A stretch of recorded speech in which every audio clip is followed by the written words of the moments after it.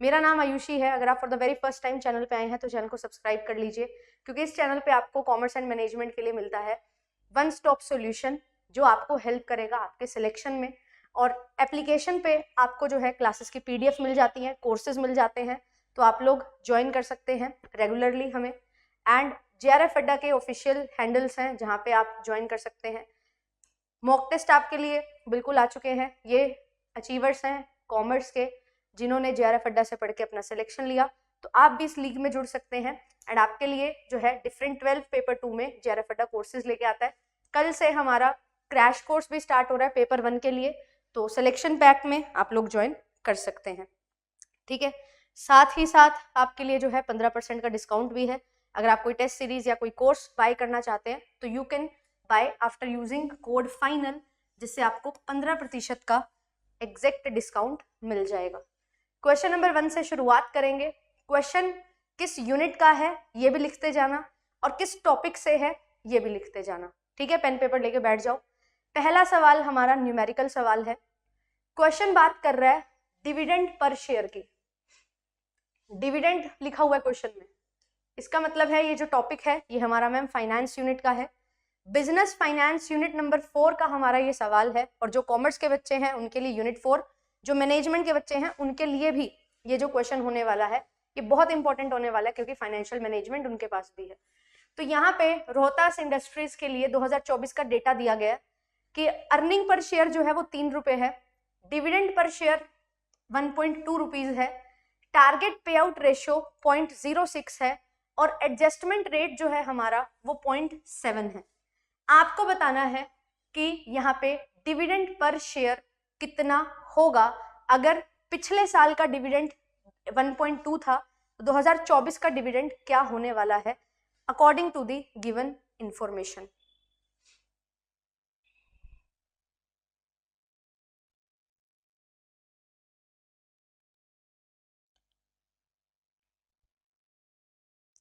Very very important question.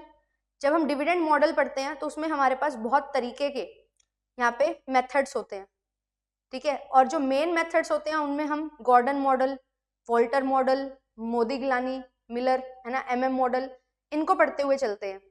But dividend models में हमारे पास कुछ और मॉडल भी होते हैं जिसको हम बोलते हैं Lintner model, Graham and Dodd model. तो ये जो क्वेश्चन है ये क्वेश्चन है हमारा लिंटर मॉडल से, जो EPS, DPS, टारगेट पे आउट रेशियो और एडजस्टमेंट रेट की बात करता है।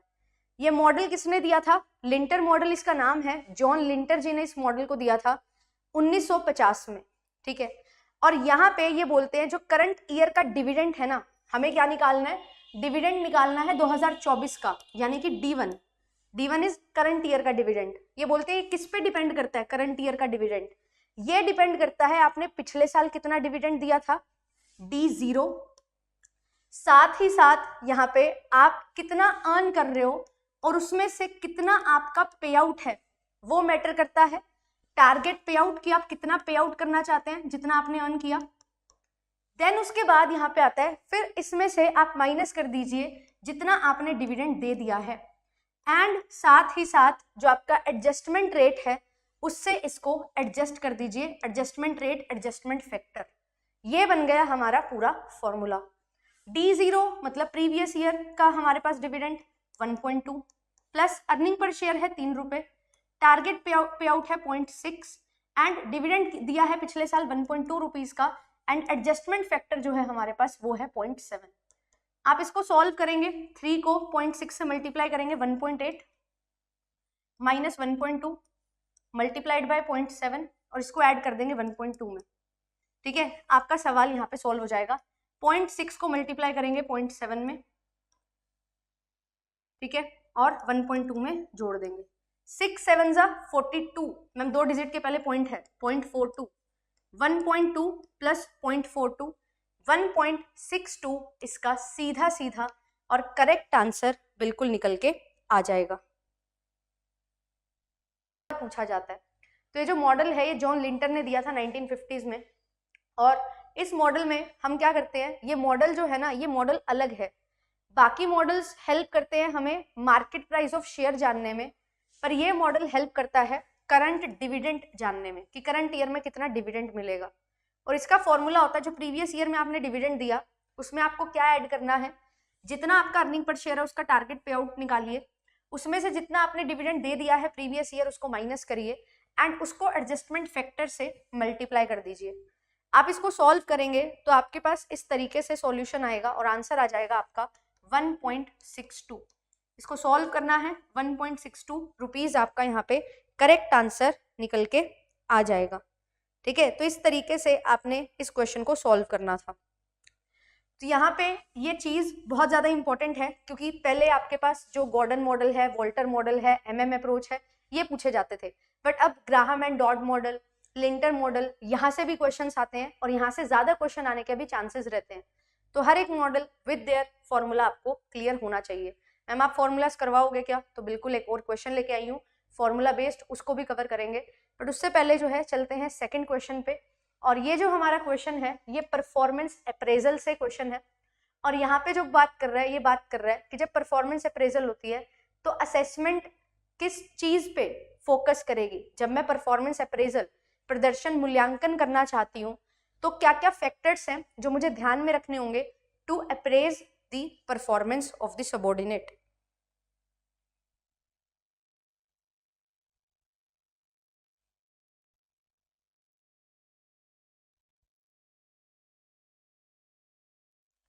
Technology to intervene between appraiser and appraisee, individual traits, behaviors exhibited by the assessee, knowledge or skill possessed, result achieved.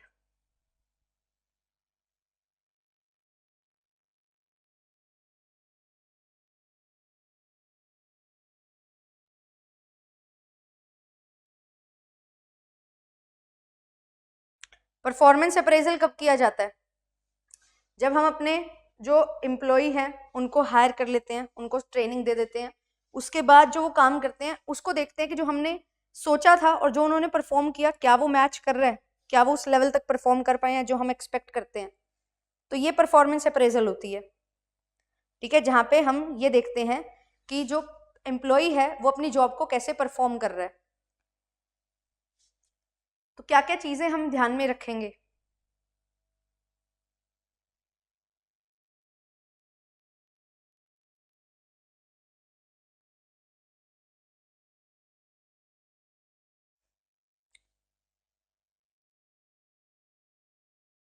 तो technology to intervene between appraiser and appraisee, क्या हम technology को लेके चलेंगे जो अप्रेजर और अप्रेजी के बीच में है? इसका कुछ मतलब हुआ लाइक टेक्निक को यूज करना कि अप्रेजर और अप्रेजी किस तरीके से टेक्नोलॉजी या टेक्निक को यूज कर रहे हैं। इंडिविजुअल के ट्रेड्स, तो ट्रेड्स पे तो मैटर करता है। अब जब भी हम बात करते हैं एक पर्सन है, उसकी हर पर्सन की एक अपनी पर्सनालिटी होती है, तो जो पर्सन के ट्रेड्स हैं, कैरेक्टरिस्टिक्स हैं, वो बहुत मैटर करते हैं उसके असेसमेंट पे। यस। बिहेवियर मैटर करता है। यस। नॉलेज और स्किल कितना है उसके पास वो मैटर करता है। यस। अगर किसी के पास प्रॉपर स्किल्स होंगे, नॉलेज होगी किसी चीज की, तो उस काम को बेटर कर पाएगा, जिसके पास स्किल नहीं है उससे। तो यहाँ पे बहुत रिजल्ट अचीव्ड भी जो है बहुत मैटर करता है। तो इसका जो करेक्ट आंसर होगा वो होने वाला है हमारे पास ऑप्शन नंबर बी, क्योंकि यहाँ पे स्किल, रिजल्ट्स, नॉलेज, बिहेवियर और इंडिविजुअल ट्रेट्स, हर एक पर्सन, व्यक्तिगत गुण, ये बहुत ज्यादा मैटर करते हैं हर एक पर्सन के। जब भी हम ये देखना चाहते हैं उसने अपना काम जो उसको दिया गया था वो कैसे किया, क्योंकि ये सारी चीजों से परफॉर्मेंस जो है अफेक्ट होगी। पर technology to intervene between appraiser and appraisee, जो अप्रेजर और अप्रेजी है, अप्रेजर कौन होता है? जो अप्रेज करता है, अप्रेजी जिसका अप्रेजल होता है। ठीक है, तो एम्प्लॉयर एम्प्लॉय हम बोल सकते हैं कि ये एम्प्लॉयर है और ये एम्प्लॉय है जिसका अप्रेजल हो रहा है। तो उन्होंने आपस में जो है टेक्नोलॉजी का यूज किया, आपस में एक दूसरे, जो अप्रेजर है अप्रेजी को जब उसने अप्रेजल किया उसका उस समय पे, तो ये इतना कुछ खास हमारा फोकस नहीं रहता। तो आंसर जो है वो बन जाएगा बी, सी, डी एंड ई। और बी, सी, डी, ई में से हम एक भी पॉइंट को स्किप नहीं कर सकते हैं। सो the answer for this question will be option number D. ठीक है, डी इसका करेक्ट आंसर यहाँ पे बन जाएगा। ध्यान रखिएगा, परफॉर्मेंस अप्रेजल के साथ ही साथ यहाँ पे मेथड्स भी होते हैं। मेथड्स में हम किनको डिस्कस करते हैं? मेथड्स में हमारे पास ट्रेडिशनल मेथड्स होते हैं, जहाँ पे ग्रेडिंग मेथड, ठीक है, पेयर्ड कंपैरिजन मेथड हम बात करते हैं, रैंकिंग मेथड की बात करते हैं, स्टैंडर्डाइजेशन मेथड की बात करते हैं। और जो हमारे मॉडर्न मेथड हैं इसमें हमारे पास जो है हम कॉस्ट इफेक्टिव देखने की बात करते हैं कि एक पर्सन जो है उसकी ट्रेनिंग पे कितना खर्चा किया और वो हमें कितना कमा के दे रहा है। हम बात करते हैं मैनेजमेंट बाय ऑब्जेक्टिव टेक्निक की। हम बात करते हैं कि किस तरीके से हमारे पास जो है एक अप्रेजी जो है जिसको अप्रेज किया जा रहा है वो कॉस्ट इफेक्टिव है और कितना हमें रिटर्न जनरेट करके दे रहा है। वो जब सारी चीजें देखी जाती हैं तो वो मॉडर्न मेथड होते हैं। और ट्रेडिशनल में हम क्या करते हैं, आपस में ही लोगों को अप्रेज करते हैं। 360 डिग्री, 720 डिग्री, ये भी क्या है, मॉडर्न मेथड्स में हमारे कवर होते हैं। ध्यान रखिएगा, इंपॉर्टेंट है। आगे चलिए, नेक्स्ट क्वेश्चन है हमारा यूनिट स्टैटिस्टिक्स है। Statistics and research one of the most important topics, paper 1 paper 2 दोनों में ही काम आएगा। तो यहाँ पे बोला जा रहा है कि जब आपके पास ट्रायल जो है वो लार्ज है बट सक्सेस की प्रोबेबिलिटी कम है बहुत, तो बाइनोमियल प्रोबेबिलिटी डिस्ट्रीब्यूशन उसको यूज किया जाता है कैसे? नॉर्मल डिस्ट्रीब्यूशन के तौर पे, हाइपरज्योमेट्रिक डिस्ट्रीब्यूशन पे, पॉइसन डिस्ट्रीब्यूशन पे, या बर्नौली डिस्ट्रीब्यूशन से? ये थोड़ा सा जो है कंसेप्चुअल क्वेश्चन है।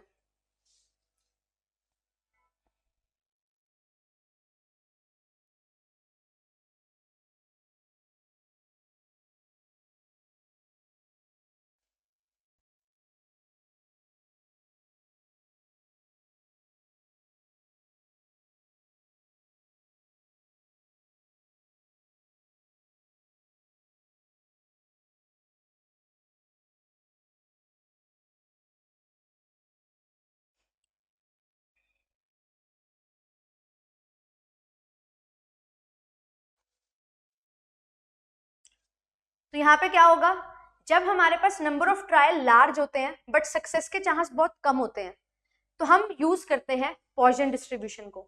मैं पॉइसन डिस्ट्रीब्यूशन और बाइनोमियल डिस्ट्रीब्यूशन ये तो दो अलग डिस्ट्रीब्यूशन है। हाँ, अगर मेरे पास डिस्क्रीट डेटा है तो मैं यूज करती हूँ बाइनोमियल डिस्ट्रीब्यूशन और पॉइसन डिस्ट्रीब्यूशन को, और अगर मेरा डेटा कॉन्टिन्यूअस डेटा है तो मैं यूज करती हूँ नॉर्मल डिस्ट्रीब्यूशन को। मेनली हम ये तीन चीज पढ़ते हैं। ये जो बर्नौली डिस्ट्रीब्यूशन है, ये बाइनोमियल डिस्ट्रीब्यूशन जेम्स बर्नौली ने दिया है, तो इसी को हम बर्नौली डिस्ट्रीब्यूशन भी बोलते हैं। तो यहाँ पे ये यूज कब होता है, बाइनोमियल डिस्ट्रीब्यूशन या हम बोले बर्नौली डिस्ट्रीब्यूशन, ये यूज होता है जब हमारे पास n जो है वो फाइनाइट होता है। n जो है नंबर ऑफ ट्रायल्स फाइनाइट है, एंड जो प्रोबेबिलिटी ऑफ सक्सेस है जिसको p से नापा जाता है वो हमारे पास क्या है, इक्वल है। यहाँ पे p और q ये इक्वल है, लाइक प्रोबेबिलिटी के भी जितने सक्सेस है उतना ही मोर और लेस हमारे सक्सेस फेलियर के चांसेस हैं। तो फेलियर और जो सक्सेस है उसके चांसेस इक्वली लाइकली होते हैं यहाँ पे। पर पॉइसन डिस्ट्रीब्यूशन में क्या होता है, जहाँ पे हमारे पास नंबर ऑफ ट्रायल बहुत लार्ज है, इनफाइनाइट है, और उसमें से सक्सेस होने के चांसेस बहुत कम होते हैं, तो वो हमारा पॉइसन डिस्ट्रीब्यूशन यूज होगा। तो यहाँ पे जो करेक्ट आंसर बनेगा that will be option number 3। Ma'am यहाँ पे नॉर्मल डिस्ट्रीब्यूशन क्यों नहीं हुआ, क्योंकि यहाँ पे इन्होंने बाइनोमियल प्रोबेबिलिटी बोल दिया। इसका मतलब ये इन्होंने हिंट दिया है डिस्क्रीट डेटा के लिए। तो डिस्क्रीट डेटा है तो हम पॉइसन को यूज करेंगे। अगर ये डेटा कॉन्टिन्यूअस होता तो हमारा आंसर नॉर्मल डिस्ट्रीब्यूशन बन जाता। ठीक है, ये चीज आपने ध्यान में रखनी है। Answer will be option number 3। अगला क्वेश्चन देखेंगे, और यस मैंने बोला था मॉडल्स लेके फॉर्मूलाज लेके आई हूं, तो आपके सामने जो है फॉर्मूलाज यहाँ पे आ चुके हैं। लिस्ट 1 को लिस्ट 2 से आपने मैच करना है।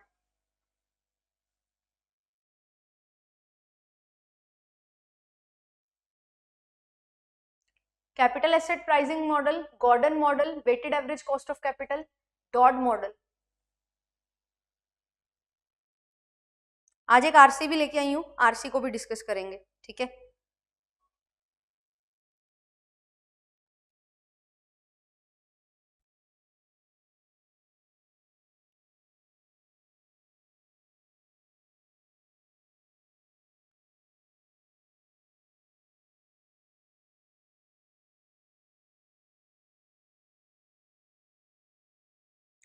तो यहाँ पे क्या होगा, कैपिटल एसेट प्राइसिंग मॉडल जो है हमारा CAPM, ये हमारे को हेल्प करता है सिक्योरिटीज की प्राइसिंग देखने में कि जो प्राइस है सिक्योरिटी का वो सही है या नहीं, अंडर प्राइसिंग है, ओवर प्राइसिंग है ना, या करेक्ट प्राइसिंग है। ये हम पोर्टफोलियो मैनेजमेंट में देखते हैं। और इसका एक और काम है, इसका ये काम है कॉस्ट ऑफ इक्विटी को जानने का। तो कॉस्ट ऑफ इक्विटी जब मैं यहाँ पे फाइंड आउट करती हूँ तो यहाँ पे फॉर्मूला होता है risk free rate of return plus beta multiplied by risk in the market minus risk free return. अब मार्केट में जब रिस्क होगा तो उससे आप कितना रिटर्न जनरेट करोगे वो, और जो बिना किसी रिस्क के आप रिस्क जो रिटर्न जनरेट कर रहे हो उसका डिफरेंस लेते हैं, और वो किससे मल्टीप्लाई होता है कि जो मार्केट में आपका सिस्टमेटिक रिस्क है वो कितना है, मतलब एक ऐसा फैक्टर जो पूरी की पूरी इंडस्ट्री को अफेक्ट कर सकता है, वो अल्टीमेट रिस्क से आप इसको मल्टीप्लाई करते हैं। तो CAPM के थ्रू हम निकालते हैं कि इक्विटी पे आपको कितना रिटर्न मिलेगा या कॉस्ट ऑफ इक्विटी आपकी क्या होगी, क्योंकि जो कॉस्ट ऑफ इक्विटी है, इक्विटी शेयर होल्डर जब पैसा देते हैं वो जो पैसा एक्सपेक्ट करते हैं कंपनी को उतना ही पैसा कम से कम कमाना होता है, क्योंकि कंपनी जो पैसा उठा रही है मार्केट से, जितना उसको देने वाला एक्सपेक्ट कर रहा है कि मेरे को रिटर्न मिले, उतना तो उसको कमाना ही पड़ता है, जिसको minimum required rate of return भी हम बोलते हैं। तो यहाँ पे capital asset pricing model help करता है कॉस्ट ऑफ इक्विटी या रिटर्न जो इक्विटी शेयर होल्डर एक्सपेक्ट कर रहे हैं वो निकालने में। फिर उसके बाद नेक्स्ट हमारे पास आता है कि जो गॉर्डन मॉडल है इसका क्या फॉर्मूला है। तो गॉर्डन मॉडल जो है इसका फॉर्मूला हमारे पास रहता है कि हम यहाँ पे गॉर्डन मॉडल डिविडेंड मॉडल्स में पढ़ते हैं, एंड यहाँ पे हम प्राइस देखते हैं अपने शेयर का, मार्केट प्राइस। तो मार्केट प्राइस कैसे निकलता है, जितनी आपकी अर्निंग है उसमें से जितना आपने डिविडेंड पे आउट किया है वो आप लेते हो। बी जो है ये रिटेंशन रेट होता है, एंड 1 - बी होता है जो आप डिविडेंड दे रहे हो, है ना, डिविडेंड पे आउट। अगर मैं 100 रुपये कमा रही हूँ और 40% मेरा रिटेंशन है तो 60% मैं दे दूंगी। तो अर्निंग में से कितना हिस्सा आप डिविडेंड के तौर पे दे रहे हो, एंड नीचे कैसे डिवाइड किया जाता है, जो आपकी कॉस्ट ऑफ इक्विटी है माइनस जो आपका ग्रोथ रेट है। एंड यहाँ पे इसकी असम्पशन होती है K is always more than growth. Growth का फॉर्मूला होता है B × R, क्योंकि जितना पैसा आप कमा रहे हो और उसमें से जितना बचा रहे हो उसी से ही आप हमेशा ग्रो करते हो, ये भी ध्यान रखना। तो गॉर्डन मॉडल का फॉर्मूला यहाँ पे आ जाएगा। देन इसके बाद हमारे पास weighted average cost of capital है, जो बात करता है अलग अलग सोर्सेज की जो कॉस्ट है उसको मिला के जब कंबाइंड सोर्स हम निकालते हैं, तो यहाँ पे जो इक्विटी है और आपका डेट है उसकी कॉस्ट को मिला के weighted average cost of capital बनती है, एंड यहाँ पे इस कॉस्ट को मिलाया जाता है और टोटल में डिवाइड किया जाता है इसको किससे, जो आपकी वैल्यू ऑफ द फर्म है, टोटल प्रोपोर्शन है बेसिकली आपके कैपिटल का, उस चीज से आप लेके चलते हो और प्रोपोर्शनेटली आप इसको जो कॉस्ट ऑफ इक्विटी और कॉस्ट ऑफ डेट है उससे मल्टीप्लाई करते हैं, तो आपका weighted average cost of capital निकल के आ जाता है। देन आता है हमारा ग्राहम एंड डॉड मॉडल, जिसमें क्या दिया जाता है कि प्राइस जो अगर आपको निकालना है वो जितना आपका डी है, डिविडेंड है, जितना आपका अर्निंग है उस पे मैटर करेगा। तो P = D + E/3। ये 3 जो है ये कांस्टेंट है, ये हमें लेके ही चलना है, ये आर्बिट्रेरी नंबर है, ठीक है, इसका कोई लॉजिक नहीं है, बट ये फॉर्मूला में लेके ही हम चलेंगे। So the answer for this question will be, A का हमारे पास आएगा सेकंड, बी का हमारे पास आएगा फोर्थ, तो आंसर बन जाएगा option number D. And yes, D is the very very correct answer. बहुत बढ़िया आराधना, अंशुमन, आशा, बाकी भी आंसर दो भाई, ठीक है। नेक्स्ट क्वेश्चन देखिए, कौन सी मीटिंग है जो एक कंपनी में मोस्ट फ्रीक्वेंटली होती है। हमें ये पता है कि जो कंपनी है उसको 1 साल में एक बार तो मिलना ही पड़ता है शेयर होल्डर्स को, जिसको एनुअल जनरल मीटिंग बोलते हैं। बट कंपनीज में मीटिंग्स अलग अलग तरीके की होती हैं, क्रेडिटर्स की मीटिंग, शेयर होल्डर्स की मीटिंग, डायरेक्टर्स की मीटिंग, है ना। तो कौन सी मीटिंग्स हैं जो बहुत ज्यादा फ्रीक्वेंटली अक्कर होती हैं।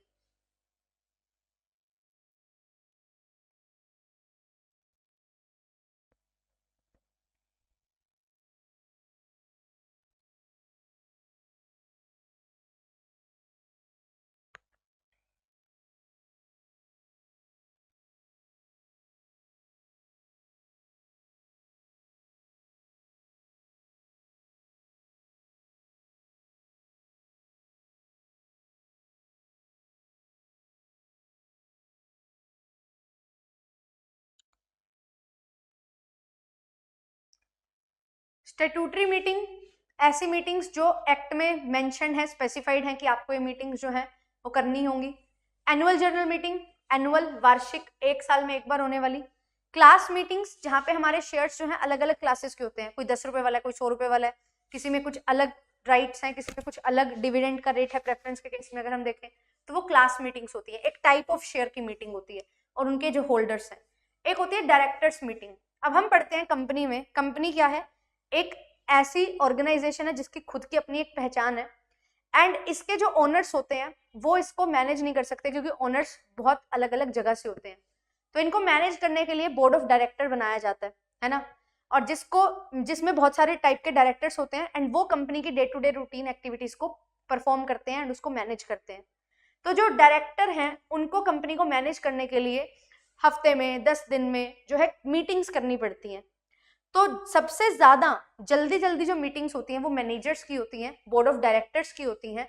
तो आंसर जो आ जाएगा वो होगा option number D. Annual general meeting 1 साल में 1 बार होगी, क्लास मीटिंग 1 साल में 1 बार 2 बार हो सकती है पर बहुत जल्दी नहीं होती, ठीक है। और स्टेट्यूटरी मीटिंग जो है ये वाई एक्ट जो स्पेसिफाइड है वो होती है, ठीक है, ये चीज होती है। तो answer is option number D. आगे देखिए सॉरी, आगे देखो यहाँ पे क्या है, from the following identify the measures of dispersion. मतलब ऐसा क्वेश्चन जो आपको बहुत आसान लगेगा पर कुछ बच्चे होते हैं जो इसमें भी कंफ्यूज हो जाते हैं। विल डिस्कस, ये पेपर 1 में भी आने लगे हैं आजकल।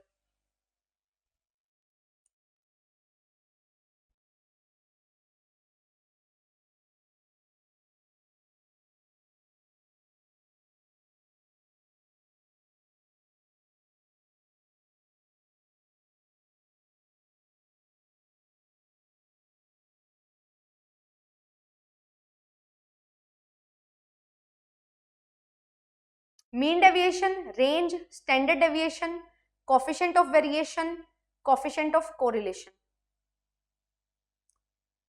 तो जो मेजर ऑफ डिस्पर्जन होते हैं हमारे पास वो होते हैं 5 तरीके के। स्टैट्स का सवाल है ये, तो यहाँ पे ए, बी, सी और डी इसका करेक्ट आंसर हो जाएगा।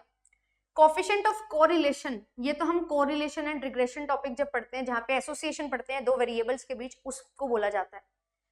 जो मेजर ऑफ डिस्पर्जन है वो डेटा के बीच में कितना स्प्रेड है उसको फाइंड आउट करता है, कितना स्कैटर्डनेस है, ठीक है। तो ये फाइंड करने के लिए हम पढ़ते हैं रेंज, हम पढ़ते हैं क्वार्टाइल डेविएशन, हम पढ़ते हैं मीन डेविएशन, हम इसमें पढ़ते हैं स्टैंडर्ड डेविएशन और हम इसमें पढ़ते हैं वेरिएंस भी, ठीक है, जो स्टैंडर्ड डेविएशन का स्क्वायर है। बट बेसिकली यहाँ पे ये 4 होते हैं, बट ये भी आएगा। अब ये जो है ये 2 तरीके से पढ़ा जाता है, एब्सोल्यूट और रिलेटिव। एब्सोल्यूट मेजर में इनको इस तरीके से बोला जाता है, रिलेटिव मेजर में इनके आगे लग जाता है coefficient of range, coefficient of quartile deviation, coefficient of mean deviation, coefficient of standard deviation, उसको क्या बोला जाता है, उसको बोला जाता है कोफिशिएंट ऑफ वेरिएशन, सीवी, ठीक है, जिसका फॉर्मूला क्या होता है, standard deviation by mean into 100।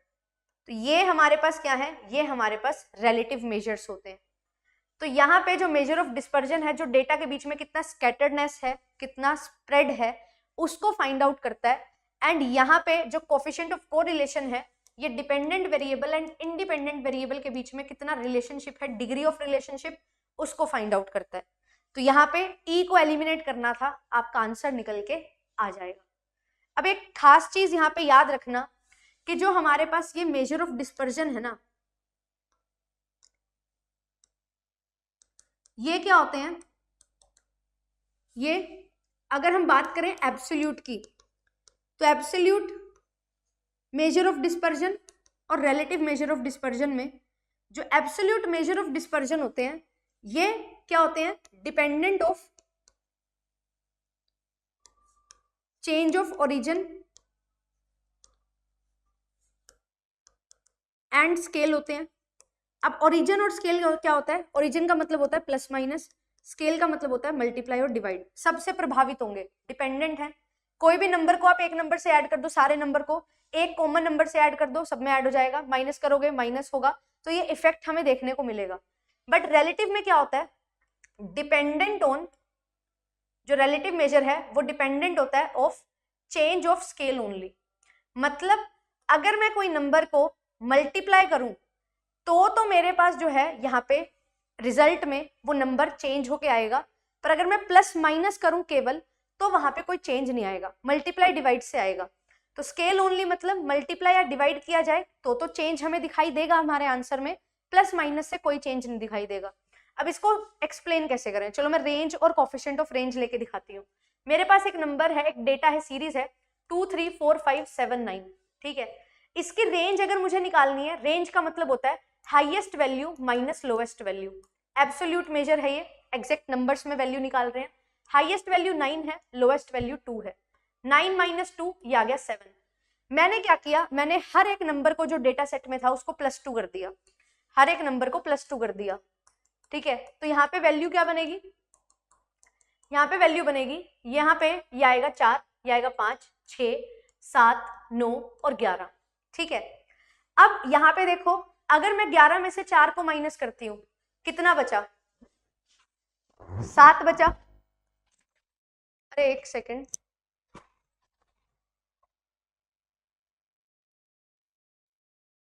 Sorry, dependent of change of scale only होता है ये, dependent of change of scale, ठीक है। ओरिजिन से यहाँ पे फर्क नहीं पड़ेगा, ठीक है। यहाँ पे जो रेंज है वो सेम रही, ठीक है। अब इसको कोफिशिएंट ऑफ रेंज को देखो कैसे होगा, ये एब्सोल्यूट वैल्यू थी रेंज की, कोफिशिएंट ऑफ रेंज अगर मैं निकालूं तो इसका फॉर्मूला होता है highest value minus lowest value, highest value plus lowest value. यहाँ पे अगर मैं करूंगी तो यहाँ पे 11, 9 में से 2 माइनस होंगे तो ये आएगा 7, 9 में 2 जुड़ जाएंगे, हो जाएगा 11, 7/11। और अगर मैंने वैल्यू को +2 किया है, उसके बाद इसको निकाल के देखें तो 11 में से 4 माइनस होंगे तो ये बनेगा 7, और 11 में 4 जुड़ जाएंगे तो ये कितना बनेगा, 15। तो यहाँ पे क्या होता है, रिलेटिव में dependent of change of origin and scale होता है, एंड एब्सोल्यूट मेजर में dependent of change of scale only होता है। ये चीज का ध्यान आपने रखना है। तो मल्टीप्लाई डिवाइड करने से यहाँ पे प्रभाव पड़ेगा, यहाँ पे जो है वो प्रभाव नहीं, यहाँ पे प्रभाव दोनों से पड़ता है, प्लस माइनस करो, मल्टीप्लाई डिवाइड करो, और यहाँ पे केवल स्केल का जो है वो इफेक्ट मुझे देखने को मिलता है। ये चीज ध्यान में रखना, यहाँ से भी इस प्रॉपर्टी से भी क्वेश्चन बन रखा है। अगला क्वेश्चन देखो, ये क्वेश्चन जो है ये हमारा बहुत इंपॉर्टेंट है। डिस्ट्रीब्यूशन में हमारे पास जब एक साइड पे टेल होगी और वो टेल लेफ्ट हैंड साइड होगी तो क्या आंसर यहाँ पे बनेगा,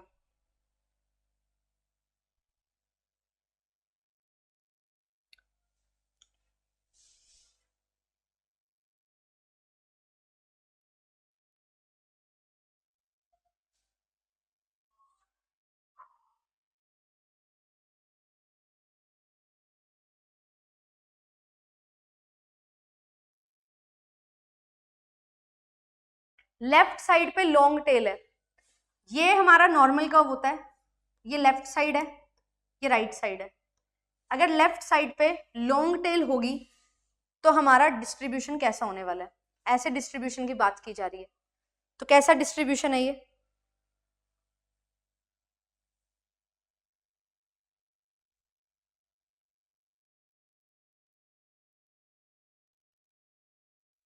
तो ये हमारा नेगेटिव डिस्ट्रीब्यूशन है। अगर लेफ्ट साइड लॉन्ग होती है तो negative distribution, right side long tail है तो ये पॉजिटिव डिस्ट्रीब्यूशन होता है। अब इसको याद कैसे किया जाता है, मैंने इस तरीके से याद किया हुआ है, P जो है वो इस तरीके से बनता है, ठीक है। इसको 90 डिग्रीज घुमा दो तो इस तरीके से बनेगा, क्योंकि यहाँ पे तो है नहीं ना, ऐसे मान लो। तो इधर साइड को ऊंचा है और इधर से नीचा है तो ये P बन गया, और जो N है वो इस तरीके से बनता है। तो अगर मेरे पास यहाँ पे लेफ्ट साइड से जो है टेल है और इधर जाके वो ऊंचा हो रहा है तो मैं इसको N के शेप में बना सकती हूँ, तो इसीलिए यहाँ पे मैं इसको N नेगेटिवली से रिलेट कर लेती हूँ। बाकी यहाँ पे नेगेटिव और पॉजिटिव साइड क्या है कि जब आपके पास लेफ्ट साइड में जो है आपका सारा एरर आप उसी साइड देखोगे तो वो नेगेटिवली डिस्ट्रीब्यूशन, जब पॉजिटिव साइड देखोगे सारा एरर तो हमारा पॉजिटिवली डिस्ट्रीब्यूशन हमारे पास यहाँ पे निकल के आ जाएगा, ठीक है। आगे देखिए नेक्स्ट क्वेश्चन, इसका आंसर ऑप्शन नंबर बी हो जाएगा। मार्केटिंग से सवाल है, बहुत ही बढ़िया, इसको सॉल्व करेंगे। Personal selling, advertising, transit advertising और पब्लिसिटी। मैच द कॉलम के काफी सवाल आते हैं, इनको ध्यान से करेंगे।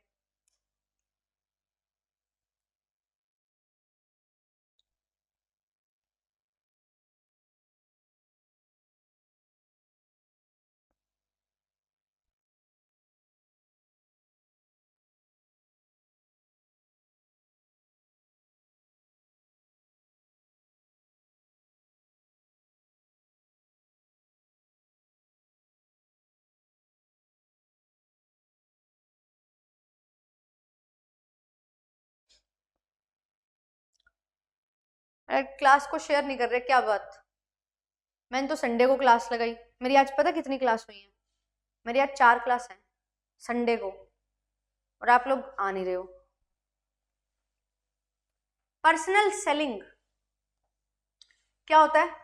जब 1 to 1 कम्युनिकेशन होता है, बताया जाता है सेलर के द्वारा डोर स्टेप पे आके। तो यहाँ पे क्या है? नो पर्सनल कम्युनिकेशन नहीं मैम, पर्सनल होता है। एडवर्टाइजिंग बसेस के थ्रू, रेलवे कंपार्टमेंट्स के थ्रू आते हैं ना, जब बस रुक जाती है बस स्टैंड पे या रेलवे रुकती है, वो बीच में आते हैं, ये दर्द है, यहाँ दर्द है, ये लगाओ, ये करो, वो करो, वो क्या है? वो एडवर्टाइजिंग विद इन बसेस और रेलवे कंपार्टमेंट्स हो सकता है, ठीक है, ट्रांजिट एडवर्टाइजिंग। और यहाँ पे पर्सनल सेलिंग की बात हो रही है। पर्सनल सेलिंग में क्या होता है? सबसे इंपॉर्टेंट चीज होती है मैम, 2 वे कम्युनिकेशन होता है। सेलर जो है वो बायर के पास जाता है, पोटेंशियल बायर के पास जाता है, एंड अपने प्रोडक्ट के बारे में बताता है। कोई भी डाउट है बायर का तो वो उससे पूछ सकता है, एंड फिर अपना प्रोडक्ट खरीद सकता है। ए का 4 होगा आंसर, तो इसी से बन गया, ठीक है, बट आगे भी समझते हैं। ये क्या है? ये सारे प्रमोशन मिक्स हैं। एडवर्टाइजिंग में क्या होता है? कोई पर्सनल कम्युनिकेशन नहीं होती। जब आपको एक मैसेज बहुत सारे लोगों को देना है, मास कम्युनिकेशन करना है, तो आप एडवर्टाइजिंग करते हो, जहां पे आइडेंटिफाइड स्पॉन्सर होता है। पेड फॉर्म में एडवर्टीजमेंट के थ्रू आप अपने मैसेज को पहुंचा देते हो अपने कस्टमर तक, ठीक है। एफएमसीजी में सबसे ज्यादा कारगर होता है। ट्रांजिट एडवर्टाइजिंग क्या है? जहां पे आप यातायात के साधनों में एडवर्टीजमेंट करते हो।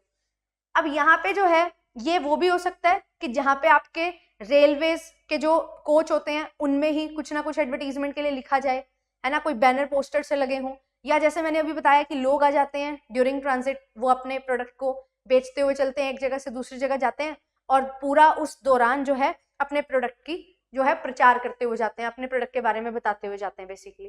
पब्लिसिटी क्या होता है? प्रचार मीन्स जहाँ पे आप कोई आपको पैसा नहीं दे रहा, ठीक है, और आप अपने एक्सपीरियंस के बेसिस पे जो है उस प्रोडक्ट के बारे में बता रहे हो। तो पब्लिसिटी जो है ये हमारी नेगेटिव पॉजिटिव दोनों हो सकती है। एंड पब्लिसिटी आजकल जो है हम बोलते हैं ना पब्लिसिटी स्टंट है, जहां पे पेड बेसिस पे ऐसा क्या किया जाता है, इस तरीके से शो किया जाता है कि ये तो आउट ऑफ नोवेयर कहीं से भी न्यूज है जो आ गई, जो स्प्रेड हो गई। बट आजकल जो है लोग इसके लिए भी पैसा देते हैं और पेड पब्लिसिटी करवाते हैं कि दिखे ऐसा कि अपने आप हुआ है, पर जो चाहता है अपने प्रोडक्ट की एक अच्छी इमेज दिखाना या बुरी इमेज दिखाना, वो खुद से ऐसा करता है। कोई अपने प्रोडक्ट की बुरी इमेज तो क्यों दिखाएगा मैम? कॉम्पिटिटर दिखा सकते हैं ना उनके। तो कॉम्पिटिटर जो है किसी की बुरी इमेज दिखा दे, जैसे आ जाते हैं क्लास में भी, है ना, कुछ कुछ बोलने में, देख रही थी जब योगेश सर क्वेश्चन करवा रहे थे, एक आया था, वो क्या होता है? वो पब्लिसिटी, और वो आते हैं कुछ पैसे लेके ही आते हैं बोलने, ठीक है। तो पब्लिसिटी क्या है? कमर्शियली सिग्निफिकेंट न्यूज, कोई चीज को ऐसी न्यूज बना देना जो चर्चा का विषय बन जाए, वो पब्लिसिटी का काम है। तो आंसर इसका हो जाएगा ऑप्शन नंबर 4। नेक्स्ट क्वेश्चन देखिए और इसको सॉल्व करेंगे। वेरी वेरी इंपॉर्टेंट इकोनॉमिक्स का सवाल है, और ये सवाल किससे रिलेटेड है? इलास्टिसिटी ऑफ डिमांड से रिलेटेड है।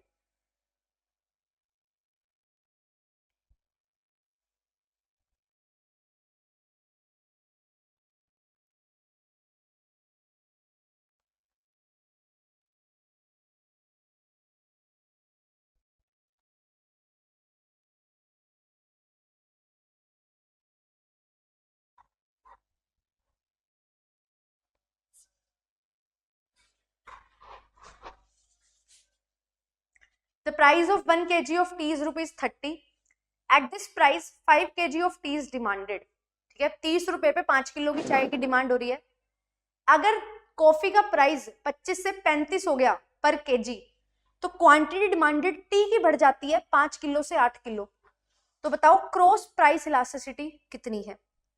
इलास्टिसिटी ऑफ डिमांड में 3 तरीके की डिमांड हमारी होती है। Price elasticity of demand, income elasticity of demand, and cross price elasticity of demand. तो यहाँ पे टी और कॉफी क्या है? सब्सटीट्यूट गुड्स हैं। दे आर रिलेटेड इन अ वे कि जहां पे एक प्रोडक्ट के प्राइस के बढ़ने से दूसरे प्रोडक्ट की डिमांड बढ़ेगी। यही हम देखते हैं, करिए इसको सॉल्व। क्रॉस इलास्टिसिटी में क्या होता है? जो परसेंटेज चेंज आया है एक एक्स कमोडिटी के क्वांटिटी डिमांडेड में, क्वांटिटी डिमांडेड ऑफ एक्स आप लिख सकते हो, due to percentage change in price of product Y. अभी एक्स क्या है? ये है टी, वाई क्या है? कॉफी। तो बताना है आपको कितना इलास्टिसिटी होगा यहाँ पे।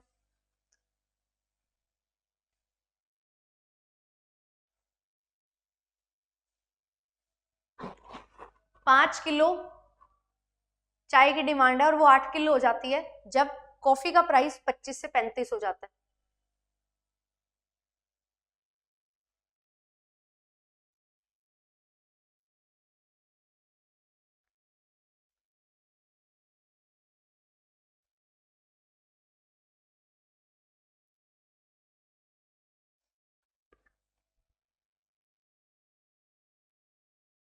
देखो इसको सॉल्व करेंगे। यहाँ पे क्वांटिटी में क्या फर्क पड़ा मैम, क्वांटिटी जो है वो 5 से 8 हो गई। 5 से 8 होने के लिए कितने का चेंज आया, 3 का, कितने पे, 5 पे। इनिशियल तो 5 थी ना, तो परसेंटेज चेंज निकाल लेंगे 60%। ठीक है, बिल्कुल ठीक है। अब ये तो आया चेंज क्वांटिटी डिमांडेड पे, अब निकाल लो चेंज प्राइस में कितना आया। प्राइस मैम 25 से 35 हो गया, 10 का चेंज आया, कितने पे, 25 पे। पहले तो 25 था ना प्राइस, 100 से मल्टीप्लाई करोगे, सॉल्व करोगे 40%। अब मेरे पास जो परसेंटेज चेंज है क्वांटिटी डिमांडेड में वो है 60, परसेंटेज चेंज है प्राइस में वो है 40। सॉल्व करेंगे इसको, सॉल्व करने पे क्या आ जाएगा 1.5 और यहाँ पे आएगा कैसा, प्लस। प्लस क्यों आएगा, क्योंकि मैम जब प्राइस हमारा बढ़ा है कॉफी का तो डिमांड बढ़ी है टी की, दोनों में प्राइस और डिमांड में वृद्धि हुई है, तो रिलेशन क्या है, पॉजिटिव।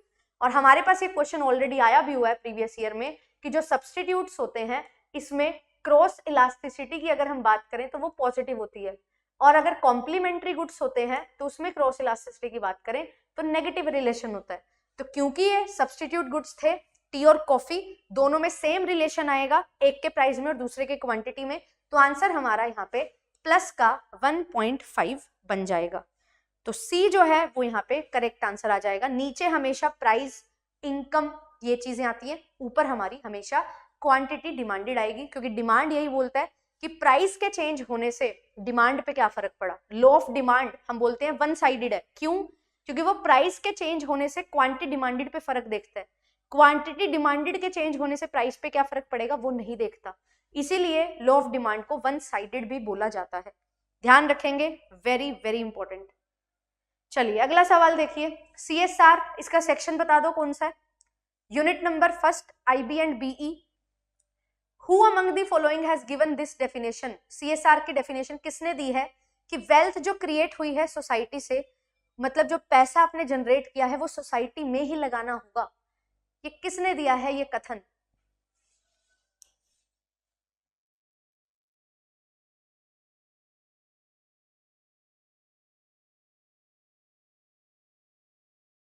परिभाषा, सॉरी कथन नहीं है, परिभाषा है, डेफिनेशन है।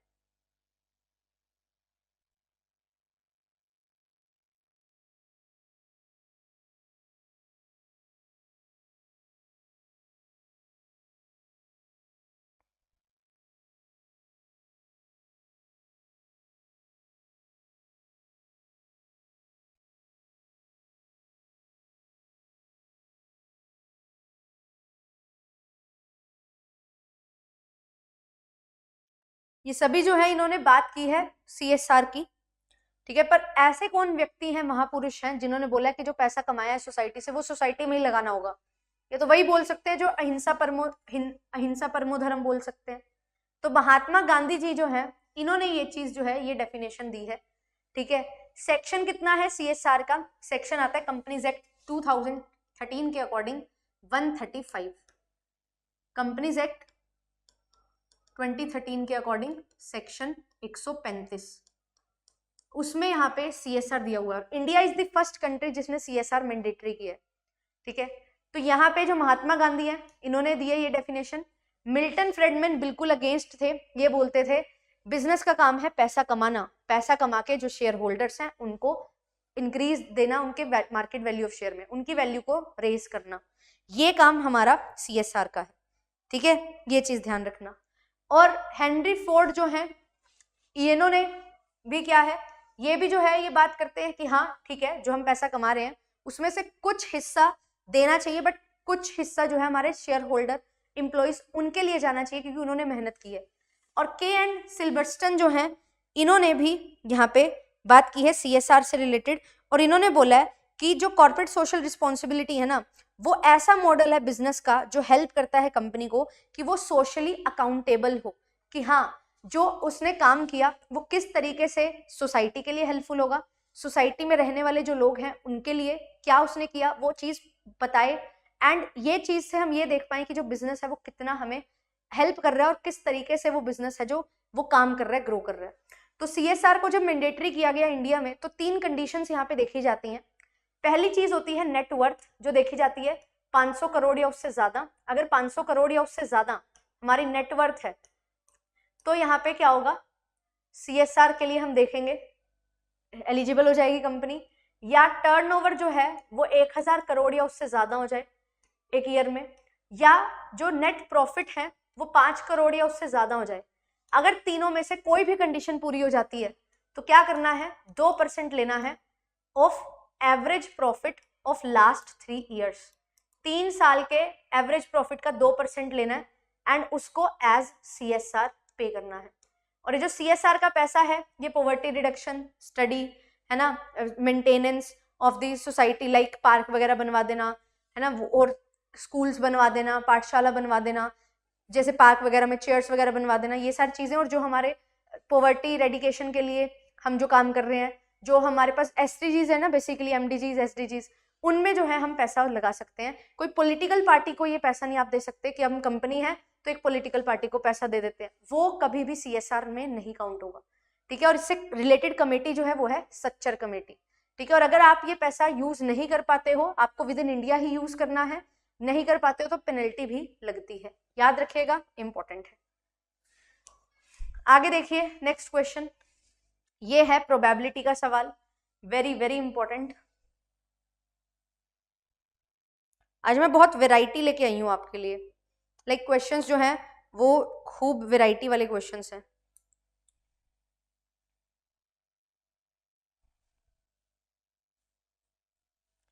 A firm wants to launch a new brand of television and refrigerator. The firm conducted a survey and found that 60% of the households have television, 65% have refrigerator, and 35% both television and refrigerator. If a household is randomly selected, what is the probability that the household has either a television or refrigerator? ये जो है question हमारा, ये question है addition theorem से, ठीक है।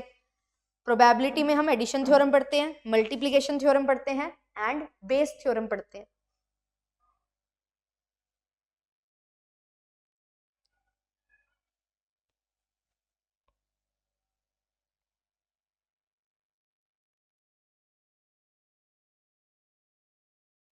तो या वाला सिचुएशन यहाँ पे जो है वो आपसे पूछा जा रहा है, या ये चीज है या ये चीज है।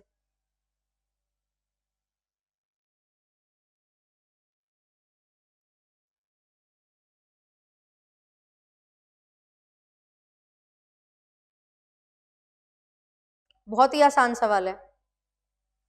ओके, एक आंसर आ चुका है, ध्यान से देखो।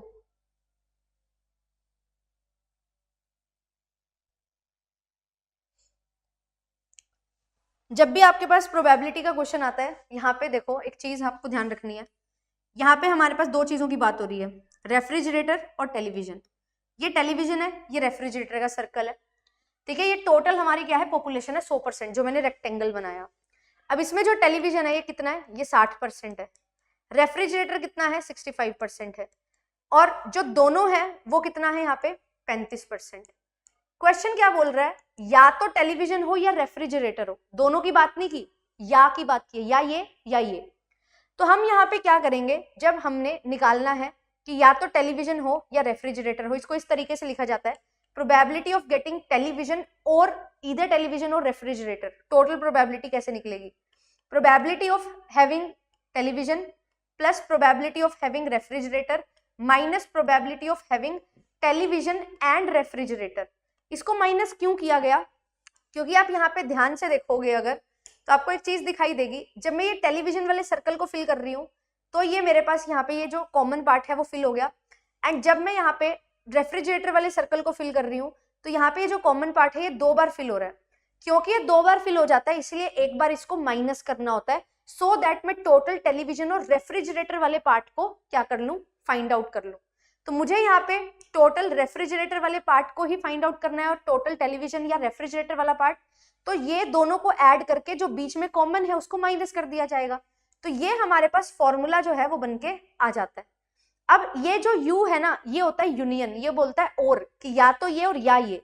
तो यहाँ पे मुझे या तो टेलीविजन चाहिए या रेफ्रिजरेटर चाहिए घर में, ऐसा घर चाहिए।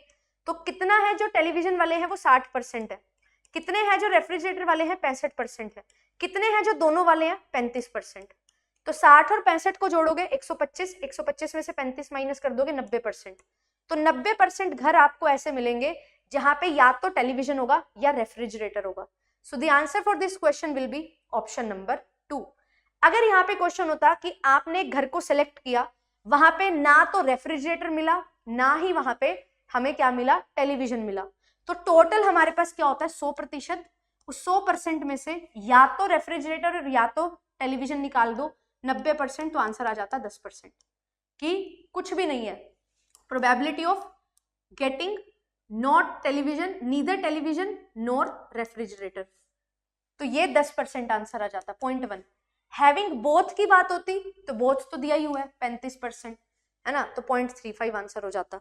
इस तरीके से क्वेश्चन को हम यूज यहाँ पे सॉल्व करते हैं। एंड यस, जिसने 11th क्लास में मैथ्स पढ़ी है उसको पता होगा सेट्स टॉपिक आता है, पहला ही चैप्टर है 11th क्लास की मैथ्स का। तो ये सेट से हम इसको सॉल्व कर रहे हैं, ठीक है। ये यूनियन और इंटरसेक्शन इस तरीके से सॉल्व होता है, ऐसे प्रोबेबिलिटी को हम फाइंड आउट करते हैं। तो ये एडिशन थ्योरम थी, क्योंकि यहाँ पे मैंने एडिशन का यूज करके आंसर निकाला। अगला सवाल देखो, इसको सॉल्व करो। Again match the column, finance का क्वेश्चन है।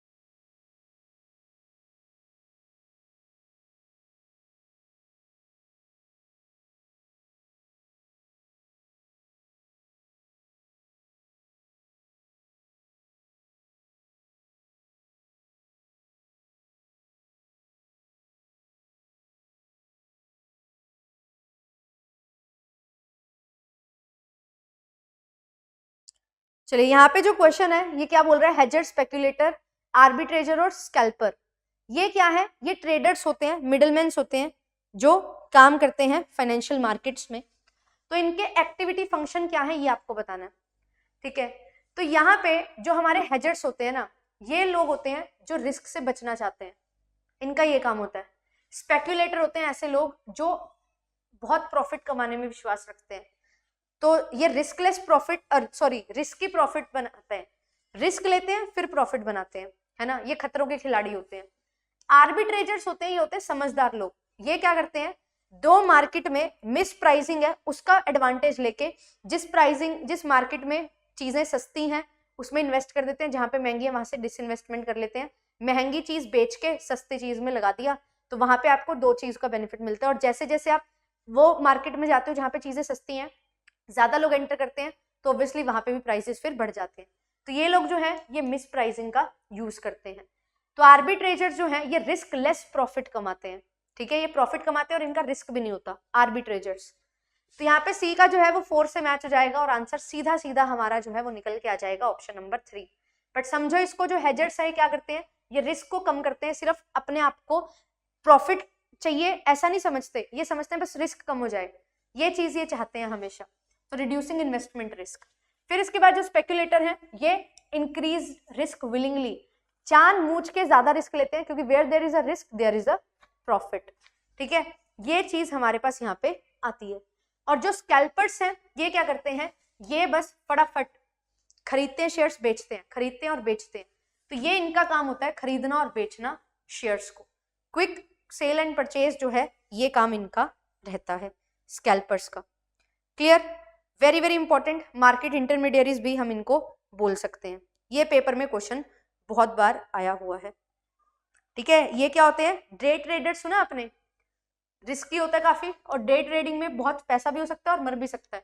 तो ये डे ट्रेडिंग करते हैं, इंट्राडे मतलब एक दिन में, है ना, डे वाइज ट्रेडिंग करते हैं, लॉन्ग टर्म इन्वेस्टमेंट नहीं करते। इनको स्मॉल प्रॉफिट बनाना है, बहुत सारे स्मॉल ट्रेड से। एक ट्रेड से बहुत बड़ा प्रॉफिट नहीं कमाते, छोटे छोटे ट्रेड से छोटे छोटे प्रॉफिट कमा के खुश हो जाते हैं। चलिए आगे देखिए, ईयर ऑफ एस्टेब्लिशमेंट, यहां से क्वेश्चन काफी आते हैं। Consumer protection act, FEMA, IMF, UNCTAD. Unit number 1 का सवाल है।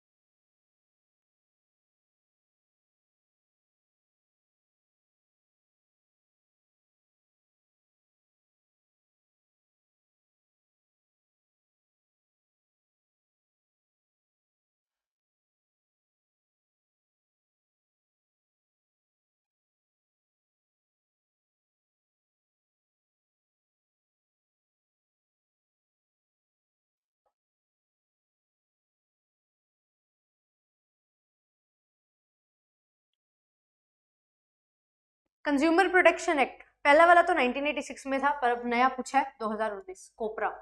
फेमा 1999 में आया था, फेरा को रिप्लेस किया था। IMF जो है 1944 में आया था, बट इसका काम 1945 में शुरू हुआ था, तो 1945 से आप मैच कर सकते हैं। अंकटाड जो है ये 1964 में आया था। आंसर क्या बन जाएगा इसका? ऑप्शन नंबर ए। एक ही ऑप्शन से होने वाला सवाल है। इनके ईयर ऑफ एस्टेब्लिशमेंट आपने ध्यान में रखने हैं। ठीक है, फ्री के नंबर, पर ये फ्री के नंबर नहीं है, ईयर्स ही नहीं याद होते हमें, क्वेश्चन के थ्रू याद हो जाते हैं, इसलिए क्वेश्चन ले आई।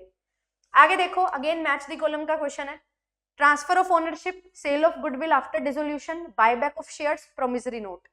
ये क्वेश्चन हमारा उससे है, अकाउंटिंग से, और थोड़ा लीगल का भी मिक्स है इसमें, बट बेसिक है, लीगल नहीं बोल सकते, बेसिक टर्म्स हैं।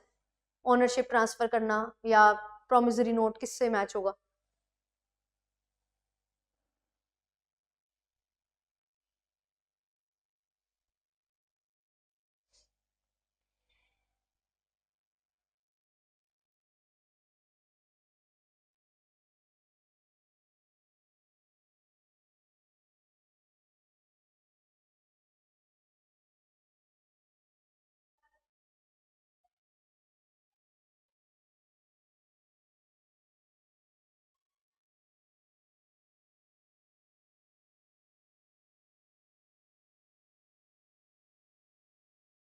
ओनरशिप कब ट्रांसफर होती है मैम? जब गुड्स की सेल हो जाती है।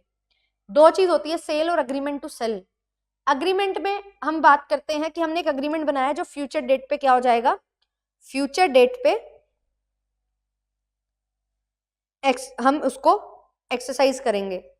तो अभी हम यहाँ पे ओनरशिप ट्रांसफर नहीं करते हैं क्योंकि सेल ही नहीं हुई, सेल होने पे ही ओनरशिप ट्रांसफर होती है। तो यहाँ पे contract of sale of goods में ट्रांसफर ऑफ ओनरशिप का कंसेप्ट आता है जब टाइटल ट्रांसफर हो जाता है।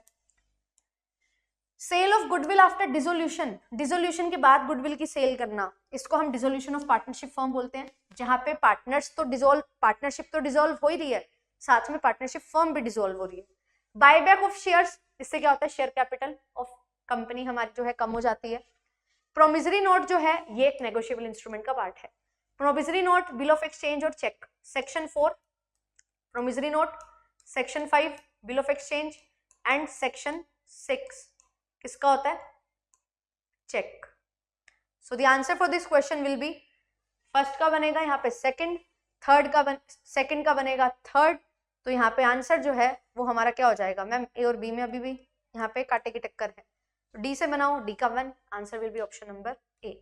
डी के 1 से यहाँ पे आंसर हो जाता, एक ऑप्शन से हो जाता है ये भी। ठीक है, A is the very correct answer, बहुत बढ़िया। आगे देखिए, which of the following is not a feature of capitalist economy. Capitalist, socialist, mixed, तीन तरीके की इकोनॉमी पढ़ते हैं हम मेजरली। कैपिटलिस्ट होते हैं लोग जिनको पैसा चाहिए बस और कुछ ना चाहिए, तो पैसे वाले लोग जो हैं उनके लिए कौन सा फीचर नहीं होगा?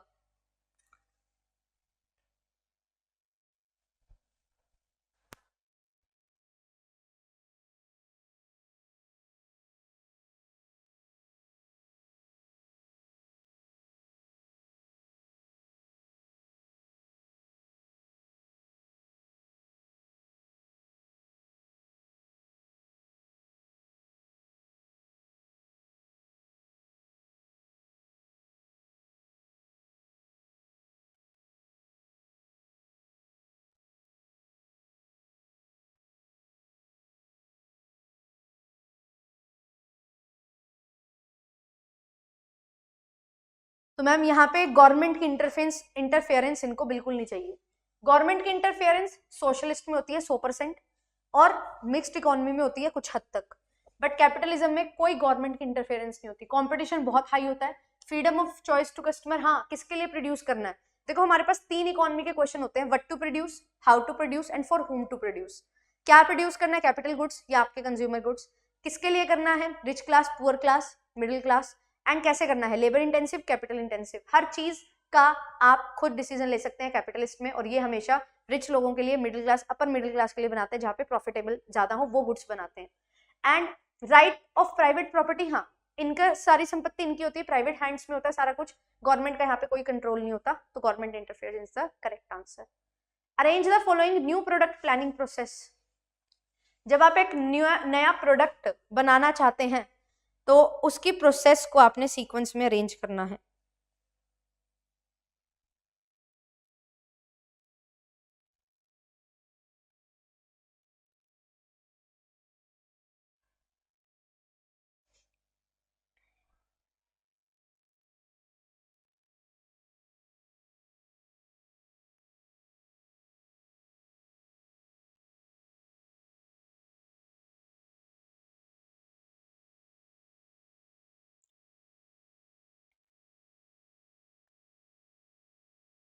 न्यू प्रोडक्ट प्लानिंग, इसके 10 पॉइंट होते हैं और ये क्वेश्चन ना बहुत बहुत बार रिपीट होता है। लेकिन अगर मैं लास्ट 10 ईयर्स की बात करूं तो ये क्वेश्चन 4 से 5 बार आ चुका है। अब देख सकते हो टॉपिक का इंपॉर्टेंस और रेलिवेंस। न्यू प्रोडक्ट डेवलपमेंट इसका नाम है।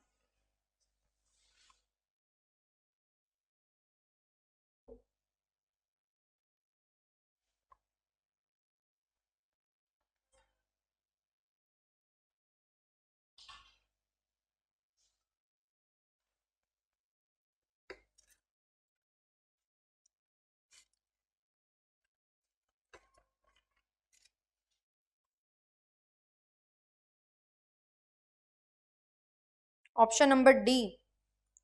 ओके, तो यहाँ पे आंसर डी आ रहा है, जो कि डी बिल्कुल गलत है। बिजनेस एनालिसिस आप सबसे पहले कर लोगे। सबसे पहले क्या होता है कोई भी चीज के लिए? Idea generation. ठीक है, कोई भी चीज के लिए क्या होता है? सबसे पहले आइडिया आना चाहिए। आइडिया नहीं होगा तो प्रोडक्ट कैसे बनेगा? प्रोडक्ट क्या है? प्रोडक्ट एक व्यक्ति ने कुछ सोचा, उसका सॉल्यूशन है। प्रोडक्ट हम क्या बोलते हैं? Product is the solution for the customer. Modern marketer product को क्या बोलते हैं? सॉल्यूशन। किसके लिए? कस्टमर के लिए। तो आइडिया जनरेशन होगा तभी तो कुछ बन पाएगा। आइडिया आएगा, फिर ब्रेनस्टॉर्मिंग होगी, फिर उसको स्क्रीन किया जाएगा कि क्या ये आइडिया फिजिबल भी है, क्या ये पॉसिबल भी है। तो बी और ए से ही आपका जो आंसर है वो निकल के आ जाना था।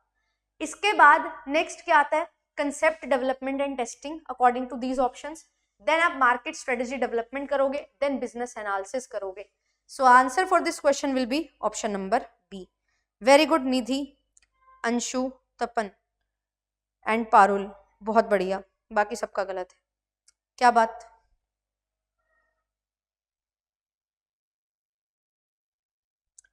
क्या दिक्कत है इसमें?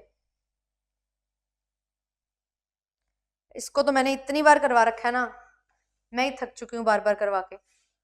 Idea generation, idea screening, then इसके बाद हमारे पास आता है कंसेप्ट डेवलपमेंट,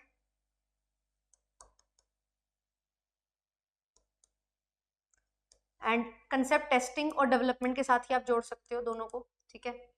देन इसके बाद यहाँ पे हम क्या करते हैं, प्रोटोटाइप बनाते हैं, यानी कि ड्राफ्ट बनाते हैं।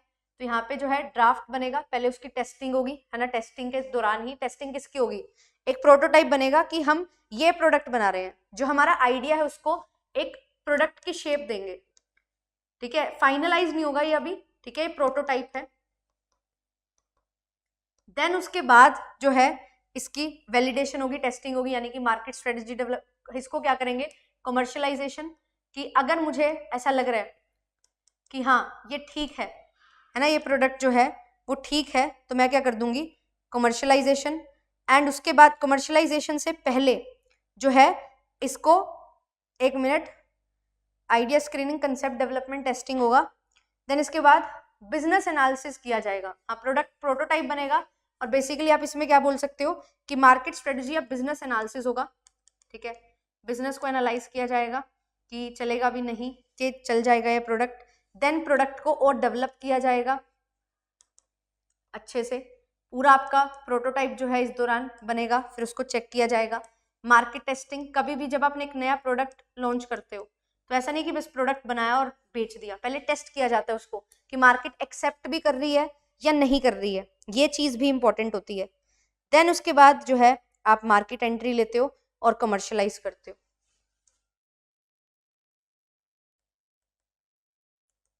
ठीक है। तो ये चीज यहाँ पे ध्यान में रखनी है। तो business analysis, market strategy development, ये सारी चीजें जो है यहाँ पे होती हैं।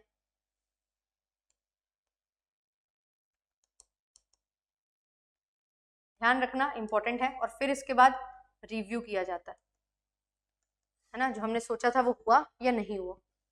चलिए आगे देखिए, नेक्स्ट क्वेश्चन, हाइपोथेसिस टेस्टिंग से रिलेटेड सवाल है, प्रोसेस आपको बतानी है।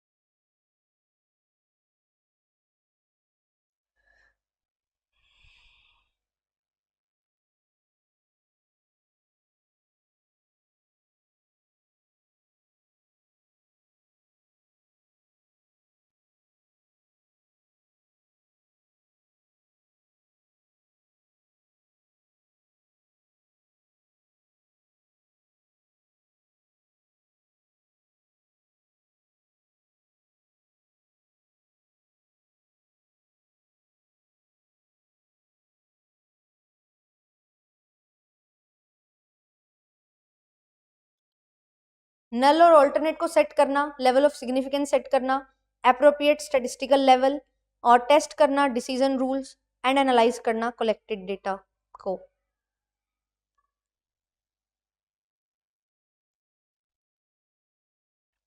पारुल, मेरी क्लास की टाइमिंग है 6 बजे, ठीक है, 6 बजे मिलेंगे कल से हम। आंसर आ रहा है ऑप्शन नंबर डी, जो कि बिल्कुल गलत है। आंसर इसका ऑप्शन नंबर सी है। क्या कर क्या रहे हो मैम, ये तो आपका आंसर गलत लग रहा है मेरे को। एक मिनट रुको। सबसे पहले क्या होता है, नल और ऑल्टरनेट हाइपोथेसिस जो है वो सेट की जाती है, बिल्कुल। उसके बाद सिग्निफिकेंस लेवल 5%, 10%, 1%। फिर उसके बाद जो है आप टेस्ट लगाते हो ना, क्योंकि सिग्निफिकेंस लेवल नहीं पता होगा तो कैसे वैल्यूज निकालोगे। बी के बाद सी आना चाहिए। मैम हम तो बिल्कुल सही बोल रहे थे, ये ऑप्शन में गलत मार्क्ड है। आंसर जो है इसका ऑप्शन नंबर डी यहाँ पे बन जाएगा। पर यहाँ पे मुझे एक गड़बड़ लग रही है, ये क्वेश्चन में थोड़ी सी गड़बड़ लग रही है। कलेक्टेड डेटा को एनालाइज करेंगे, हाँ ठीक है, हाँ डिसीजन रूल सेट करना पहले आ जाएगा, फिर एनालिसिस होगा कलेक्टेड डेटा का। ये डिसीजन रूल एस्टेब्लिश करना ये नहीं कि हमने एक्सेप्ट और रिजेक्ट कर दिया अपनी हाइपोथेसिस को। डिसीजन रूल सेटअप करने का मतलब कि अगर ऐसा होगा तो हमारी हाइपोथेसिस रिजेक्ट होगी, अगर ऐसा होगा तो हमारी हाइपोथेसिस एक्सेप्ट होगी, वो डिसीजन रूल सेट करना होता है। और जो किस बेसिस पे आता है, वन टेल और टू टेल टेस्ट के बेसिस पे आता है। फिर उसके बाद आप कलेक्टेड डेटा को एनालाइज करके अपना डिसीजन बनाते हो। So the answer for this question will be option number A B C D E, यानी कि ऑप्शन नंबर 4, ठीक है। डी इसका बिल्कुल करेक्ट आंसर हो जाएगा, इसमें गलत मार्क है, कोई नहीं, हो जाती है गलती। आगे देखो, which environment shapes the attitudes of human beings though they may be great diversity in its impact। Environment जो है वो ह्यूमन बींग्स का एटीट्यूड शेप करती है। Attitude is not just about negative aspect. Attitude होता है एक चीज के पीछे नजरिया क्या है आपका, है ना, तो वो पॉजिटिव और नेगेटिव दोनों हो सकता है। तो यहाँ पे जो है बहुत डाइवर्सिटी है, इंडिया जो है वो डाइवर्स है। इसको मैं एक सॉन्ग से रिप्रेजेंट भी करती हूँ, वो गाना आता है ना एक, यहाँ पर कदम कदम पर धरती बदले रंग। मैं आपको ये गाना क्यों याद आता है, जब मैं सेकंड क्लास में थी या फर्स्ट क्लास में थी तो हमारा एनुअल फंक्शन था, तो हमारी क्लास को इसी गाने पे परफॉर्म करना था, तो इसलिए मेरे को ये गाना याद आ जाता है। तो यहाँ पे बताओ कि जब मेरे को तब पता लगा था डाइवर्सिटी वर्ड के बारे में एक्चुअली, तो मैंने एक वर्ड सीखा था नया। तो आपको ये बताना है कि यहाँ पे जो ह्यूमन बींग्स का एटीट्यूड फ्रेम होता है वो किस एनवायरनमेंट की वजह से होता है।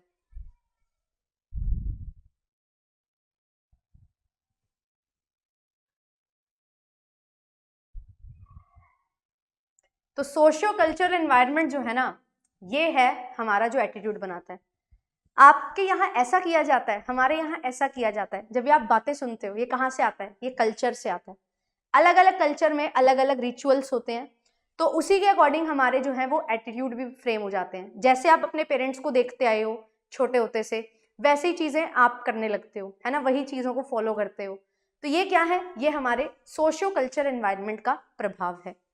ठीक है, आंसर यहाँ पे क्या हो जाएगा, ऑप्शन नंबर 3। हाँ यही वाला, यहाँ की बोली भी रंगोली सात रंग। चलिए अगला सवाल देखिए, बहुत ही आसान सा सवाल। हम सारे क्वेश्चन आसान है आपके लिए, तो हमसे पूछो कितने डिफिकल्ट हैं ये क्वेश्चंस।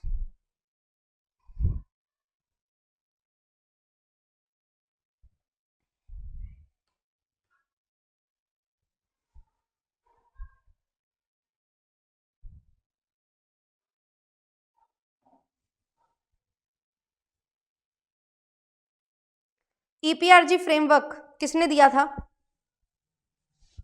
कौन है वो शख्स जिसने ईपीआरजी फ्रेमवर्क दिया है। इसको सब्जी के नाम से याद रखा है मैंने, मटर पनीर, पर्ल मटर, है ना इसका नाम।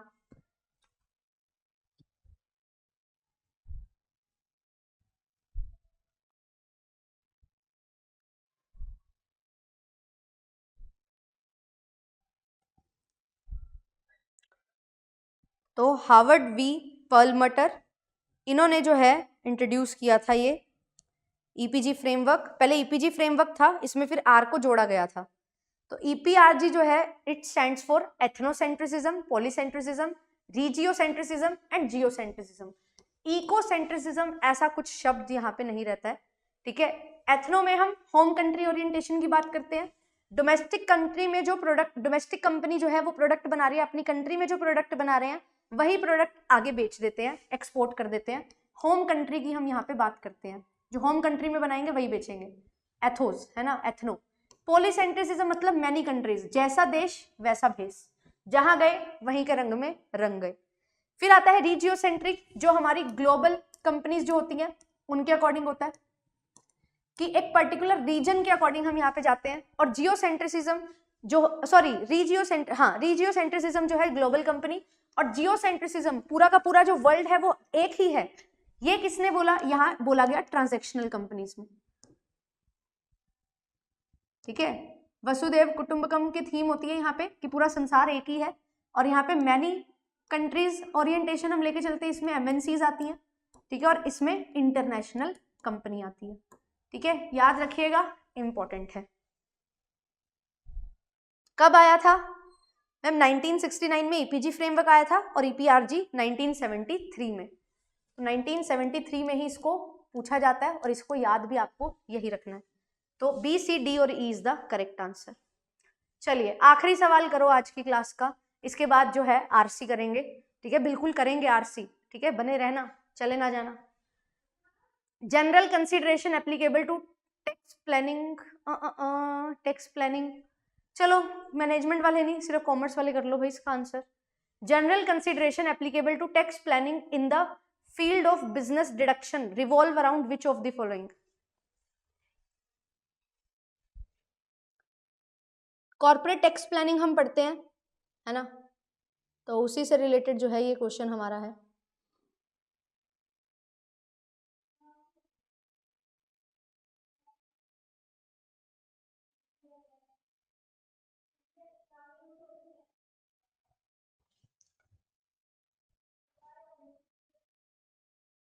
टैक्स प्लानिंग क्यों की जाती है?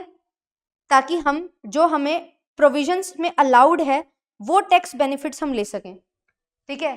तो यहाँ पे किस चीज के अराउंड रिवॉल्व होता है हमारा यहाँ पे डिडक्शन? अलाउबिलिटी, अलाउड है या नहीं, ईयर ऑफ अलाउबिलिटी, किस ईयर में अलाउड है, कितने एक्सटेंट तक अलाउड है, और कितना हम उसको कैरी फॉरवर्ड कर सकते हैं, है ना। अगर मेरा कोई यहाँ पे लॉस है उसको मैं 5 साल कैरी फॉरवर्ड कर सकती हूँ, तो ठीक है। अगर मेरा लॉस सेट ऑफ नहीं हो रहा तो मैं उसको आगे कैरी फॉरवर्ड करूंगी, है ना। इसी अकॉर्डिंग हमारी टैक्स प्लानिंग भी होगी कि जहाँ पे मुझे ये चीज पता लगे कि हाँ इस चीज को इस तरीके से यहाँ पे यूज करने से, यहाँ पे इन्वेस्ट करने से मेरे को इतना बेनिफिट मिल सकता है। तो ये सारी चीजों के लिए मैं अपना जो है एक प्रॉपर टैक्स प्लानिंग कर पाऊंगी। तो ए, बी, सी और डी जो है इसका करेक्ट आंसर यहाँ पे बन जाएगा, ठीक है। ये है एक आखिरी सवाल, इसको सॉल्व करो। वो क्वेश्चन तो थोड़ा ऐसे ही आ गया था।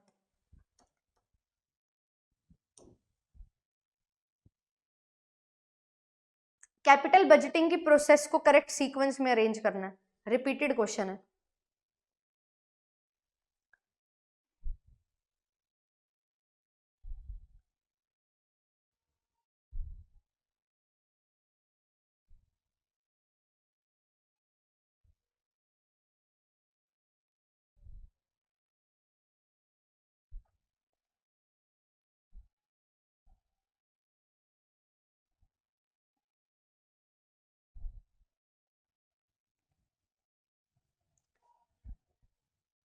कैपिटल बजटिंग क्या होता है? इन्वेस्टमेंट डिसीजन लिए जाते हैं जब, है ना, जो आपका पैसा है उसको आप निवेश करते हैं लॉन्ग टर्म एसेट्स के लिए।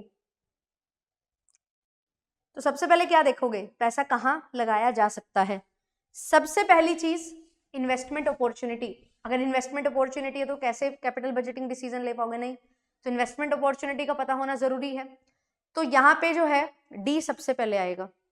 डी सबसे पहले आएगा तो आंसर एक ही बनेगा अपना, ऑप्शन नंबर 1, ठीक है। बट आगे देखो, मेरे को नहीं समझ आ रहा डी पहले आएगा या क्या आएगा, आगे देखते हैं। आगे यहाँ पे देखो आखिरी पॉइंट क्या हो सकता है, लिखा हुआ है परफॉर्मेंस रिव्यू। जब कोई चीज हम अडॉप्ट करते हैं, उसने कैसा परफॉर्म किया, फिर उसको रिव्यू करते हैं, तो लास्ट में होता है रिव्यू। तो यहाँ पे रिव्यू होगा। अगर यहाँ पे करेक्टिव डिसीजन होता तो रिव्यू के बाद आ सकता था कि उसको सही कर रहे हैं, पर यहाँ पे करेक्टिव डिसीजन जैसा कुछ है नहीं, तो रिव्यू सबसे लास्ट में होगा। डी सबसे पहले, नहीं तो बी सबसे लास्ट में देख लो, एक ही ऑप्शन में है, आंसर बन जाएगा। प्रॉपर प्रोसेस क्या होती है? पहले अपॉर्चुनिटीज देखो कि इन्वेस्टमेंट हो सकता है या नहीं, फिर अपने जो इन्वेस्टमेंट प्रपोजल्स हैं उनको असेंबल करो, किस किस अपॉर्चुनिटी को हम अवेल कर सकते हैं।